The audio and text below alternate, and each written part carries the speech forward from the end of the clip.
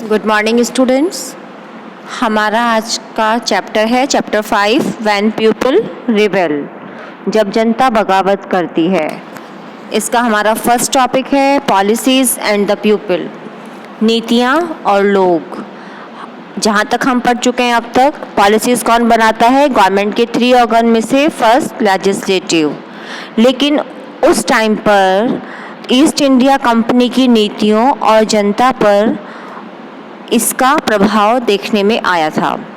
इन नीतियों से क्या पता चलता है कि जो राजा, रानी, किसान, जमींदार और आदिवासी सिपाही, इन सब पर पॉलिसीज़ के प्रभाव देखने को मिलते हैं। और हम ये भी जानते हैं कि जो भी पॉलिसीज़ और जो भी कार्यवाही जनता के हित में नहीं होती या उससे उसकी भावनाओं को ठेस पहुंचती है या जनता उसको स्वीकार नहीं करना चाहती है, तो उनका वो लोग किस तरीके से विरोध करते हैं। ये भारत के आज़ाद होने से पहले की बात है बच्चों। इसी में हमारा नेक्स्ट टॉपिक है नवाब लॉस्ट देयर पावर्स, नवाबों की छिनती सत्ता, यानी कि नवाबों से उनकी पावर को छीन लिया गया था। 18th सेंचुरी के मिड में राजाओं और नवाबों की जो पावर थी वो छीनने लगी थी, ख़त्म होती जा रही थी। उनकी पावर, उनकी रिस्पेक्ट और उनके डिसीजंस, उनके कोई भी मायने नहीं रहे थे।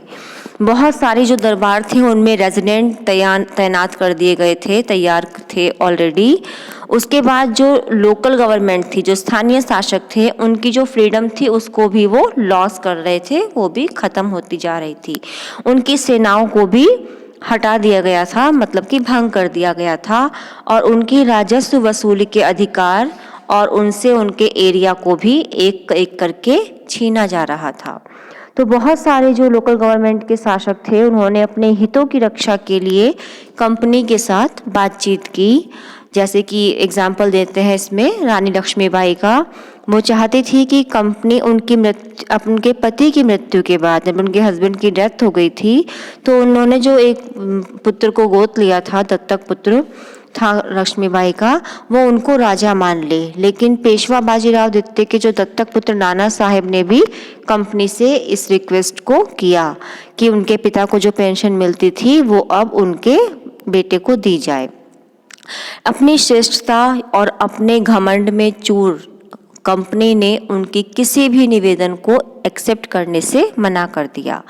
अवध की रियासत अंग्रेजों के कब्जे में जाने वाली आखिरी रियासतों में से एक मानी जाती है, और उसके बाद इसमें एक सहायक संधि भी उनको थोप दी गई थी। 1856 में अंग्रेजों ने उसे अपने कब्जे में लिया, और इसके बाद गवर्नर जनरल डलहौजी ने ऐलान किया कि रियासत का शासन ठीक से नहीं